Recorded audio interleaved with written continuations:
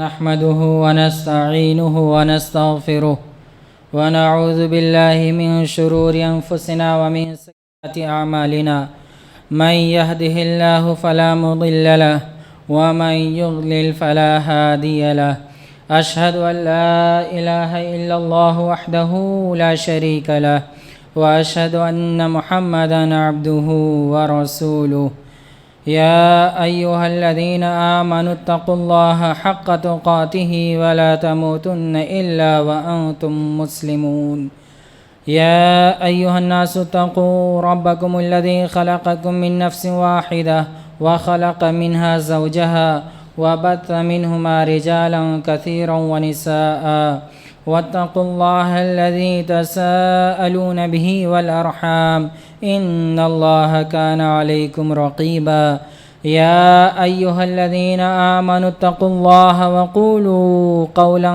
سديدا يصلح لكم أعمالكم ويغفر لكم ذنوبكم ومن يطع الله ورسوله فقد فاز فوزا عظيما أما بعد فإن أصدق الحديث كتاب الله وخير الهدي هدي محمد صلى الله عليه وسلم وشر الأمور محدثاتها وكل محدثة بدعة وكل بدعة ضلالة وكل ضلالة في النار أعوذ بالله السميع العليم من الشيطان الرجيم بسم الله الرحمن الرحيم ربنا لا تزغ قلوبنا بعد إذ هديتنا وهب لنا من لدنك رحمة إنك أنت الوهاب وقال النبي صلى الله عليه وسلم يا مصرف القلوب اللهم صرف قلبي على طاعتك ودينك يا مقلب القلوب اللهم ثبت قلبي على دينك حاضرین جمعہ، ماؤں اور بہنوں، بزرگوں، بھائیوں، دوستوں اور پیارے بچوں،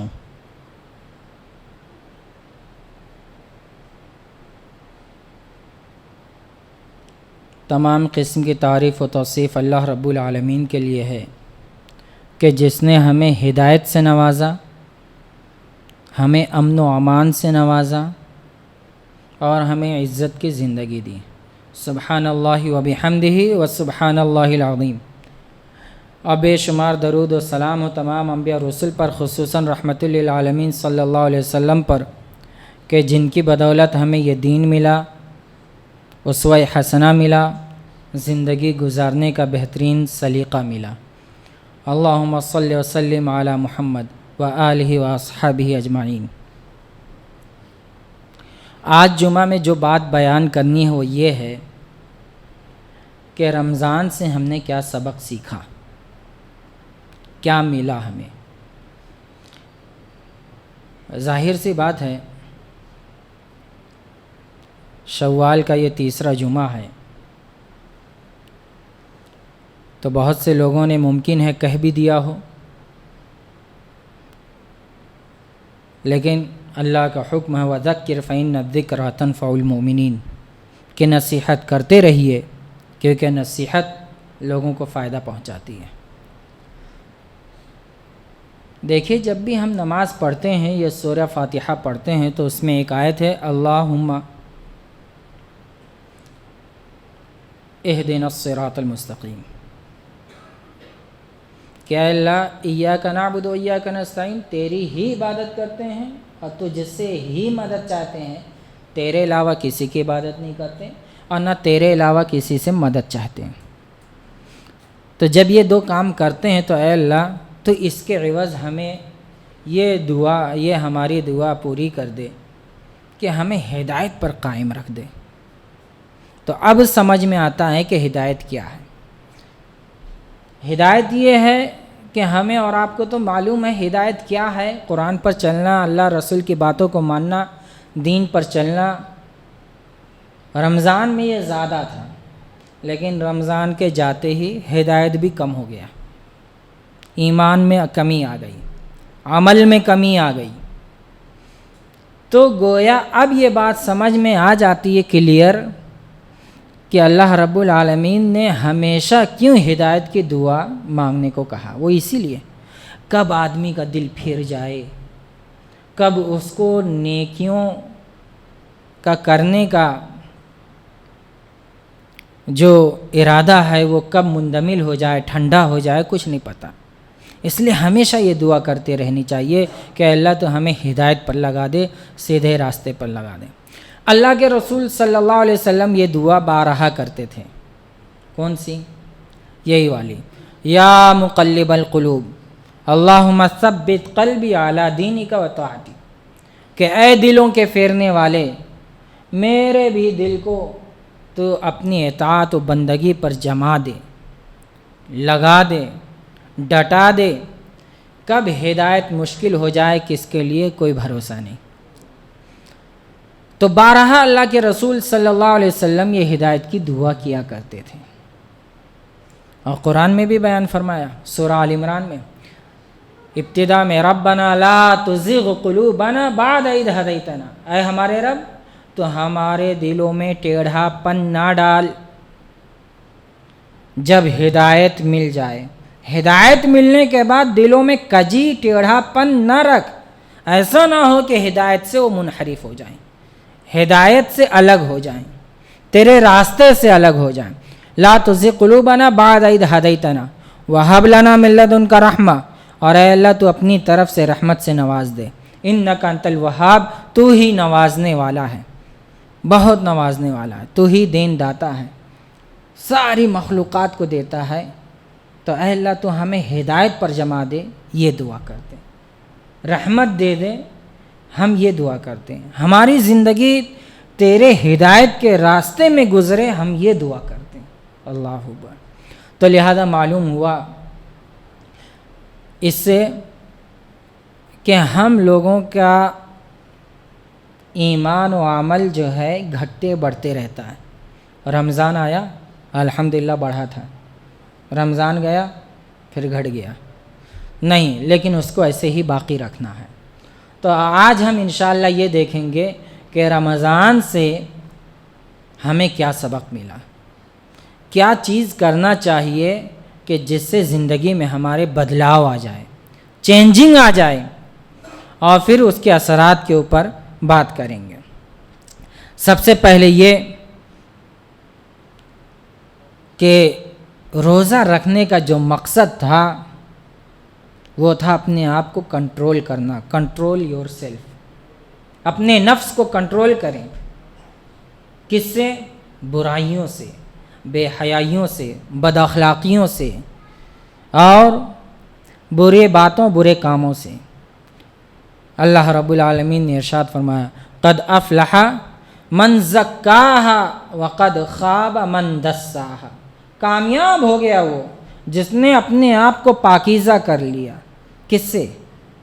کفر و شرک سے، بدعت و خرافات سے، بدعمالیوں سے، بد اخلاقیوں سے، اور دین کو چھوڑنے سے، ان سارے غلاظتوں سے اپنے آپ کو پاک کر لیا، ایسا آدمی کامیاب ہو گیا۔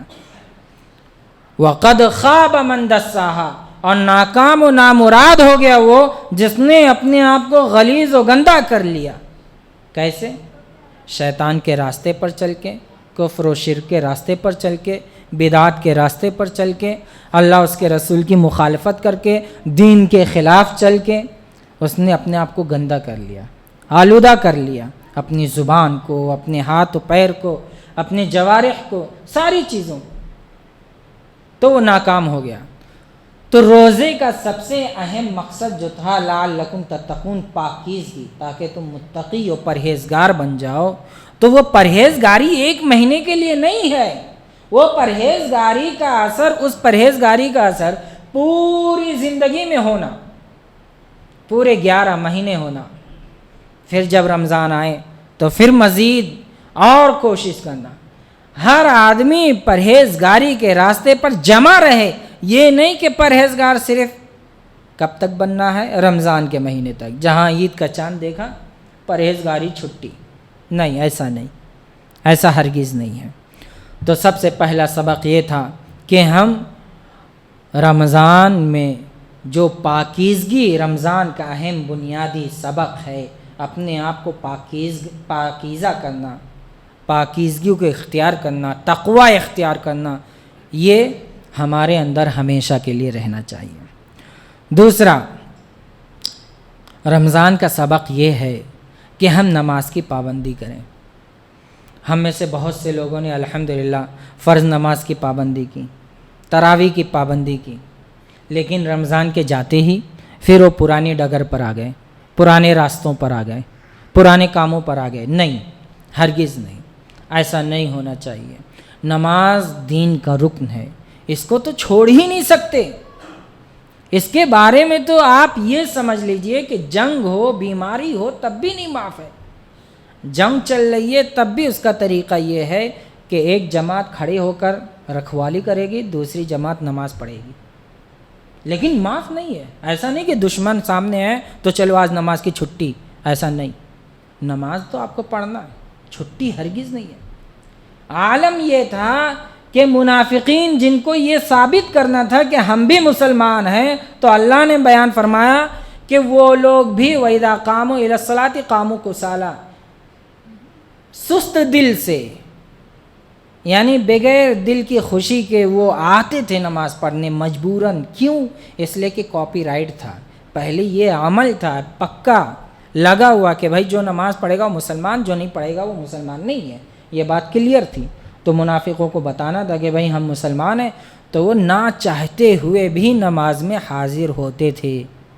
بتائیے، یعنی منافقوں کو بھی یہ بات معلوم تھی کہ اگر اپنے آپ کو بھائی مسلمان کی کیٹیگری میں رکھنا ہے تو نماز تو پڑھنا ہی پڑھنا۔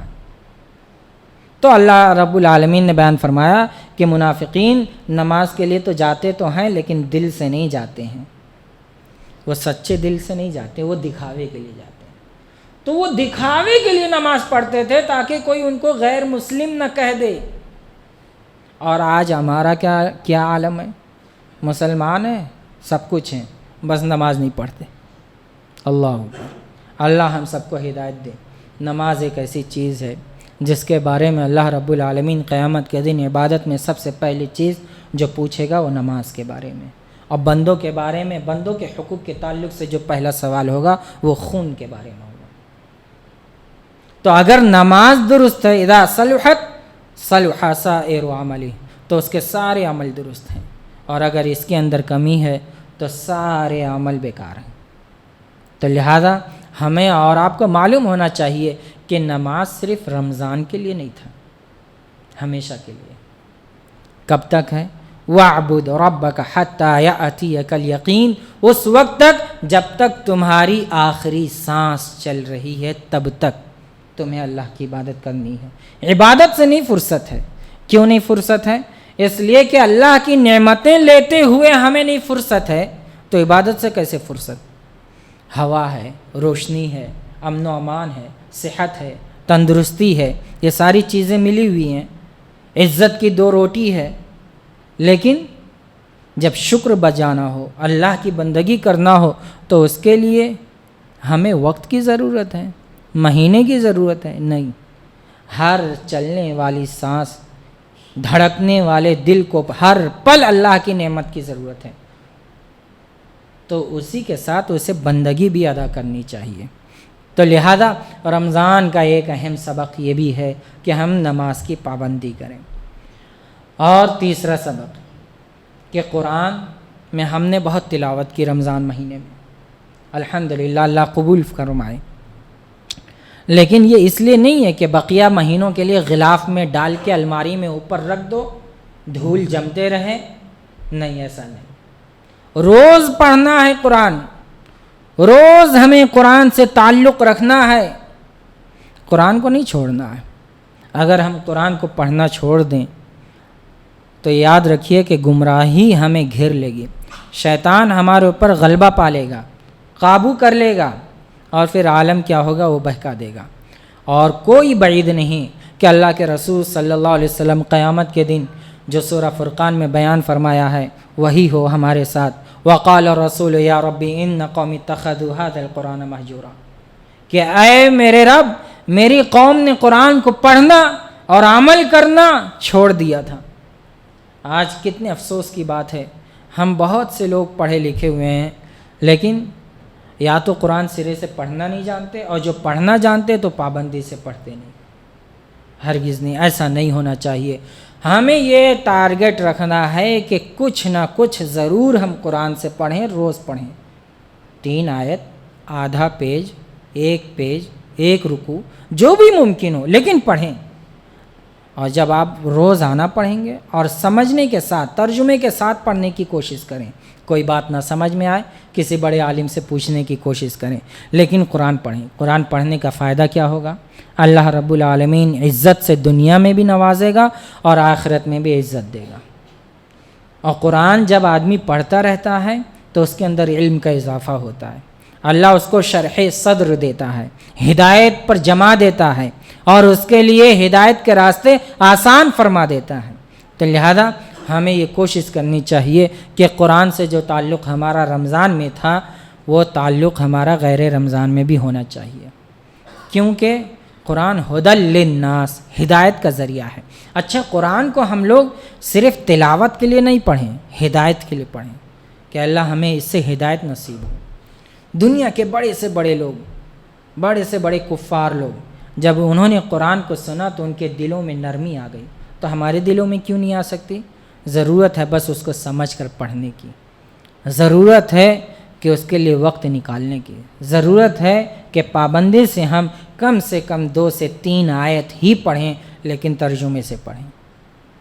تو انشاءاللہ اللہ رب العالمین کئی مسائل تو ہمارے یوں ہی حل ہو جائیں گے۔ اور مزید ہمیں قرآن سے اور روزے سے اور ایک سبق یہ ملا کہ ہمارے دلوں کے اندر خوف پیدا ہوا۔ یہ خوف کی علامت تھی نا کہ روزہ جب بھی ہم کلی کرتے، وضو بناتے، اگر حلق میں پانی چلے جاتا تو اس کو تھوک دیتے کہ روزہ ٹوٹ نہ جائے، تری کو بھی تھوک دیتے۔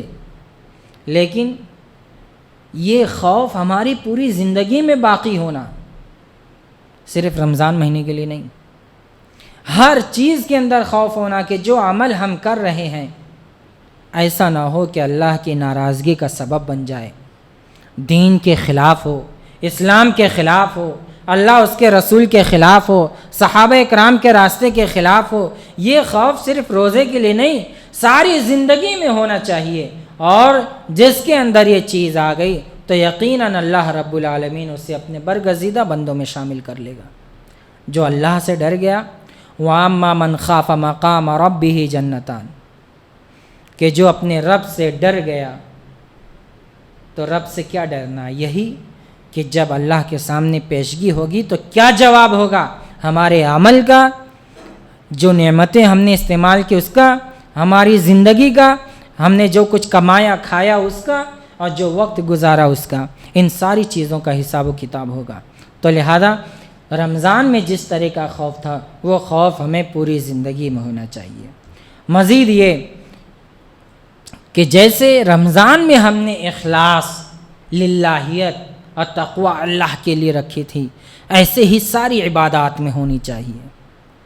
من اخلص للہ فقد نجا، کہ جس نے بھی اللہ کی رضا کے لیے کوئی کام کیا تو وہ کامیاب ہو گیا۔ روزہ ہم رکھتے تھے، کڑی بند کر لیں، دروازہ بند کر لیں، آنکھوں سے دور ہو جائیں، لوگوں کی نظروں سے دور ہو جائیں، لیکن یہ غالب رہتا تھا کہ اللہ دیکھ رہا ہے۔ کوئی پانی نہیں پیا، کچھ کھایا نہیں، کیوں؟ کیونکہ اللہ کا حکم ہے اور اللہ دیکھ رہا ہے۔ یہی اخلاص ہے، اور یہ اخلاص سارے عمل میں آنا چاہیے کہ اللہ کی رضا کے لیے کر رہے ہیں، کسی کے دکھاوے کے لیے نہیں۔ جیسے روزہ ہم نے کسی کے دکھاوے کے لیے نہیں رکھا، اور یہ ایک ایسا روزہ، ایک ایسا عمل ہے جس پر اللہ نے مہر لگا دی ہے کہ اس میں دکھاوا ہو ہی نہیں سکتا، کیونکہ فَإِنَّهُ لِي، وہ میرے لیے روزہ رکھا ہے۔ کیونکہ اس کو کئی تنہائیاں ملتی ہیں، کئی پردے ملتے ہیں، لیکن پھر بھی وہ اپنے روزے کو بچا کر رکھتا ہے۔ تو یہ اخلاص، یہ للہیت ساری کی ساری عمل میں ہونا چاہیے، ساری زندگی میں ہونا چاہیے، اور ساری زندگی میں جب ہوگا تبھی ہمارے لیے کامیابی ہے۔ اور مزید ہمیں رمضان سے ایک سبق یہ بھی ملا کہ جس طریقے سے ہم نے رمضان میں اپنی زبان کو قابو میں رکھا تھا، ایسے ہی غیر رمضان میں بھی گالی دینے سے، کچھ بھی برائی کرنے سے، کوئی بھی حرام خوری کرنے سے، یہی ضروری ہے۔ عبادت اور اخلاق دونوں کے مجموعے کا نام ہی اللہ کی رضا ہے۔ ایسا نہیں ہے کہ کوئی آدمی عبادت میں بڑھ جائے اور اس کے اخلاق بہت گرے ہوئے ہوں، ایسا نہیں۔ اسی لیے اللہ کے رسول صلی اللہ علیہ وسلم نے روزے کو عبادت کے ساتھ ساتھ اخلاق کے ساتھ جوڑا ہے۔ من لم یدع قول الزور والعمل به فإنه لیس لہ، کہ جس نے بھی اللہ اس کے رسول کے لیے روزہ رکھا ہے لیکن ساتھ میں برے کام کو نہیں چھوڑتا ہے، برائیاں کرتا رہتا ہے، فلیس للہ حاجۃ ان یدع طعامہ وشرابہ، تو اللہ کو اس کے بھوکے اور پیاسے رہنے کی کوئی ضرورت نہیں ہے۔ بھوکا رہنا، پیاسا رہنا یہ مقصد نہیں ہے۔ مقصد یہ ہے کہ آپ بھوک اور پیاس کے ساتھ ساتھ آپ کا اخلاق، آپ کا سوچنا، آپ کا کام اور آپ کے سارے کرتوت اللہ کی رضا کے لیے ہوں، برائی سے بچے ہوں، بے حیائی سے بچے ہوں، بد اخلاقیوں سے بچے ہوں، تب وہ روزہ آپ کا مقبول ہوگا۔ اور یہ صرف روزہ نہیں، ساری عبادات میں یہ عمل ہے۔ کوئی بھی عبادت ہو، اگر ساتھ میں اخلاق میں کچھ کمی ہے تو اسے سوچنا چاہیے کہ عبادت اس کی ناکارہ ہو سکتی ہے، اس کی عبادت بیکار ہو سکتی ہے، اس کی عبادت ضائع ہو سکتی ہے، کیونکہ عبادت اور اخلاق دونوں کے حسین مجموعے کا نام ہی اللہ کی رضا ہے۔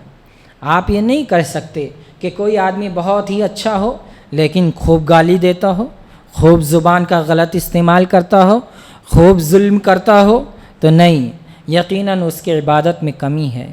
عبادت نام ہی یہ ہے کہ جس نے اللہ کو اپنا بنا لیا تو اللہ کی مخلوقات کو بھی پریشان کرنے سے، ان کو تکلیف پہنچانے سے رکا رہے، کہیں ایسا نہ ہو کہ اس کی وجہ سے اس کی عبادت بیکار ہو جائے۔ قیامت کے دن ایسے بہت سے لوگ ہوں گے جن کی عبادت یقیناً قبول کر لی جائیں گے، لیکن اخلاقیات کے باب میں، یعنی حقوق بندوں کے حقوق کے تعلق سے جب چھان بین ہوگی تو اس میں کمی ہوگی۔ قذف ھذا وظلم ھذا وضرب ھذا، کسی کو مارا ہے، کسی کو الزام تراشی دی ہے، کسی کے ساتھ بے عزتی کی ہے، کسی کا کھایا ہے، کسی کا ظلم و حرام کے ارادے سے کسی کے مال کو چھین لیا ہے، لیکن جیسے ہی وہ جنت میں جانے والا ہوگا اسی وقت اس کے سارے مظلوم جن پر اس نے ظلم کیا تھا وہ روک لیں گے کہ اے اللہ ہمارا حساب باقی ہے۔ اور پھر کیا ہوگا؟ پھر یہ ہوگا کہ اس کے سارے اعمال کا حساب و کتاب اس سے بدلہ دیا جائے گا، اس کی نیکیوں سے۔ اگر اس کی نیکیاں پوری ہو گئیں تو کوئی بات نہیں، اگر نیکیاں کم ہو گئی تو مظلوموں کا سارا گناہ اس عابد پر، نیک آدمی پر ڈال دیا جائے گا اور پھر اس کو جہنم میں ڈھکیل دیا جائے گا۔ تو لہذا ہمیں اور آپ کو معلوم ہونا چاہیے کہ اگر ہم عبادت کرتے ہیں تو ساتھ میں اچھے اخلاق والے بھی بنیں۔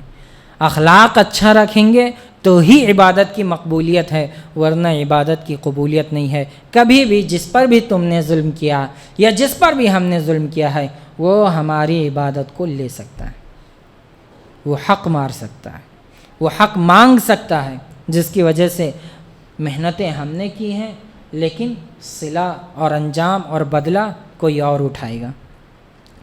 اور اسی طریقے سے رمضان کے جو یہ سبق ہمیں بہت اہم اور بنیادی سبق ہے کہ عبادت کے ساتھ ساتھ اخلاق کو سنواریں۔ اسی لیے کہا گیا ہے ایک اور حدیث میں کہ جب بھی تم سے کوئی لڑے یا گالی دے تو فقولوا لہ انی صائم، اتنا کہہ دو کہ میں روزے سے ہوں، جواب نہ دو، اس لیے کہ تمہارا زبان کا بھی روزہ ہے، اخلاق تمہارے اعمال کا بھی روزہ ہے۔ اگر تم نے جواب دے دیا تو تمہارا روزہ ہو سکتا ہے بیکار ہو جائے، ہو سکتا ہے اس میں کچھ کمی آ جائے۔ تو اسی لیے معلوم یہ ہوا اس رمضان کا ایک سبق یہ ہے کہ عبادت کے ساتھ ساتھ اخلاق کو سنوارنے کی بھی کوشش کریں۔ اور رمضان میں ایک سبق یہ ملا کہ ہم دوسروں کو معاف کریں۔ کیسے؟ طاق راتوں میں ہم نے دعا پڑھی، اللہم انک عفو تحب العفو فاعف عنی، کہ اے اللہ تو معاف کرنے والا ہے، معافی کو پسند کرتا ہے، تو معاف کر دے۔ دعائیں تو بہت کی ہم نے، لیکن ہمارے عمل کے اندر کیا ہے؟ معافی کی جگہ ہے؟ ہمارے عمل کے اندر کیا ہم کسی کو معاف کرتے ہیں؟ کیا بھائی اور بہن اور اپنے رشتہ دار، اپنے دیگر لوگوں کو معاف کرتے ہیں؟ اگر ہمارے بھائی میں سے کسی کے ساتھ کوئی غلطی ہو جائے تو کورٹ کچہری ہو جاتی ہے، مقدمہ ہو جاتا ہے، زندگی بھر لڑنے کے لیے تیار ہیں، رشتہ ناتا توڑنے کے لیے تیار ہیں، بلکہ یہاں تک کہہ دیتے ہیں کہ میرے جنازے میں فلاں کو کہہ دینا، آنے ہی نہیں۔ اللہ اکبر، مرنے کے بعد بھی اتنی دیری، اللہ اکبر۔ کس زبان سے ہم اللہ سے معافی مانگتے ہیں جب ہمارے عمل میں معافی نہیں ہے؟ ہم رشتہ داروں کو معاف نہیں کر سکتے، پڑوسیوں کو معاف نہیں کر سکتے، اپنے بھائیوں کو نہیں معاف کر سکتے، معافی کا ہمارے اندر کوئی جذبہ ہی نہیں ہے، اور پھر اسی زبان سے ہم دعا کرتے ہیں اللہ ہمیں معاف کر دے۔ بندوں کے معاف کرنے کے لیے تو ہمارے پاس جگرا کلیجہ ہی نہیں ہے، اور ہم اللہ سے چاہتے ہیں کہ اللہ ہمیں معاف کرے۔ اللہ تعالیٰ اسی وقت معاف کرے گا جب ہم دوسروں کو معاف کریں، جب ہم دوسروں کو سیکھیں۔ ایک واقعہ بیان کرتا ہوں، ہم لوگوں میں سے اگر سڑک پہ کسی کی لڑائی ہو جائے، دکان پہ لڑائی ہو جائے، یا کہیں پر بھی ہو جائے، تو یعنی کوئی پیچھے نہیں ہٹنا چاہتا ہے، چاہے جتنا نقصان ہو، چاہے جانی نقصان ہو، مالی نقصان ہو، ملت کا نقصان ہو، امت کا نقصان ہو، اس کے بارے میں کوئی سوچنا نہیں چاہتا۔ حضرت علی رضی اللہ تعالیٰ عنہ جنگ میں ہیں، دشمن سامنے سے آیا، قریب تھا کہ مار ہی دیں، لیکن اس نے وار پڑنے سے پہلے ہی تھوک دیا آپ کے چہرے پہ، تو آپ نے اسے چھوڑ دیا۔ تو اس نے خود کہا کہ آپ تو بہادر ہیں، میں آپ کے قابو میں تھا، چاہتے تو گردن اڑا دیتے، لیکن آپ نے چھوڑا کیوں؟ تو کہا جب میں پہلا وار کر رہا تھا اس وقت اللہ کی رضا مقصود تھی۔ کیا مقصود تھی؟ اللہ کی رضا، اللہ کے لیے میں مار رہا تھا، لیکن جیسے ہی تم نے میرے چہرے پر تھوکا تو اب میں مارتا تو تم یہ کہتے کہ میں نے تمہیں معاف نہیں کیا ہے، اور اپنے ذاتی انتقام کے لیے تم نے مار دیا، اسی لیے میں نے تم کو معاف کر دیا۔ میں اپنا ذاتی انتقام نہیں لینا چاہتا، اس لیے کہ اب وہ میرا معاملہ ہو گیا، جب تک اللہ کا معاملہ تھا تو قابو میں تھے، لیکن جیسے ہی میرا معاملہ ہو گیا تو میں نے معاف کر دیا۔ یہ عالم ہے جنگ میں، اور ہم لوگوں کا عالم کیا ہے؟ ایک بھائی بھائی کو نہیں معاف کرنا چاہتا، ماں باپ آل اولاد کو نہیں معاف کرنا چاہتے، بیوی شوہر کو نہیں، شوہر بیوی کو نہیں معاف کرنا چاہتا، لیکن سب کے سب دعا کر رہے ہیں اے اللہ تو معافی کو چاہتا ہے، معافی پسند کرتا ہے، ہمیں معاف فرما، گرچہ ہمارے عمل میں معافی ہے ہی نہیں، کوئی بات نہیں، اللہ اکبر کبیرہ، نہیں، وہ عمل کر کے دکھائیں جس کے لیے ہم چاہت رکھتے ہیں۔ اور انسانیت کا سبق بھی ہمیں روزے سے ملا، وہ کیسے کہ جیسے 10-12 گھنٹے ہم بھوکے تھے تو ہم نے احساس کیا وہ تکلیف بھوک اور پیاس کی، تو اس تکلیف کو آپ محسوس کریں اور یہ جانیں کہ صرف روزے میں لوگ بھوکے پیاسے نہیں رہتے، بہت سے ضرورت مند ہیں جو بھوکے اور پیاسے رہتے ہیں، تو ان کا کیا عالم ہوتا ہوگا۔ لہذا انسانیت کے اس درد کو سمجھتے ہوئے ان کے کھانے پینے کا بندوبست کریں، ان غریب لوگوں کو دیکھیں، ان ضرورت مندوں کو دیکھیں کہ جنہیں غلہ و اناج مہیا نہیں ہے، کھانے کے لیے روٹی نہیں ہے، رہنے کے لیے چھت نہیں ہے، بیماری کے لیے دوا نہیں ہے، انتظام نہیں ہے، لیکن یہ ساری نعمتیں ہمیں ملی ہیں۔ اس درد کو سمجھنے کی کوشش کریں اور اس اللہ کی نعمت پر جو نعمتیں ملی ہیں اس کا شکر بجا لائیں۔ یقیناً ورنہ کوئی بعید نہیں کہ اللہ رب العالمین ہمیں بھی محروم لوگوں میں شامل کر لے۔ دیکھا نا کرناٹک ہائی کورٹ نے کیا فیصلہ کیا کہ مسلمان عورتیں زیادہ تر پردہ نہیں لگاتی، اس لیے پردہ ضروری نہیں ہے۔ آج یہ صرف یہاں تک نہیں ہے، بات آگے تک جا سکتی ہے۔ ٹوپی نہیں لگاتے ہیں تو کیوں لگائیں گے؟ نماز نہیں پڑھتے ہیں تو کیوں پڑھیں گے؟ بہت سے مسلمان مسجد نہیں جاتے تو مسجد کو بند کر دیں گے۔ ہو رہا ہے نا، یو پی میں بھی ہوا، ممبئی میں ہوا، فجر کی اذان ہی بند ہو گئی۔ یہ ہمارے عمل ہیں، یہ ہمارے بدعمالیوں کا نتیجہ ہے کہ جب مسجد آباد رہنے کے سارے مواقع ہیں، اس کے باوجود نہ ہم نماز کو جاتے ہیں نہ عبادت کو جاتے ہیں، تو اللہ رب العالمین دنیا میں ہمیں ذلیل کرنے کا یہ اسباب بنایا ہے، ایسے ظالموں کو مسلط کیا کہ ہمیں عبادت بھی نہیں کرنے دیں گے، تو اس کا انجام کسے ہوگا؟ ہمیں۔ جب ہم دین کو نہیں چاہیں گے تو اللہ ایسے ظالموں کو مسلط کر دے گا جو خود ہمیں دین سے برگشتہ کر دیں گے، یہی وجہ ہے۔ تو اسی لیے ان ساری باتوں کو دیکھتے ہوئے ہمیں چاہیے کہ رمضان سے ہم سبق سیکھنے کی کوشش کریں اور وہ درس لینے کی کوشش کریں جو رمضان پاکیزگی، تقوی، طہارت، اچھے اخلاق اور اچھے اعمال، نماز کی پابندی، وقت کی پابندی کا جو سبق دیا ہے، ان سارے اسباق کو اپنے زندگی میں لاگو کریں۔ ربنا آتنا فی الدنیا حسنہ وفی الآخرۃ حسنہ وقنا عذاب النار۔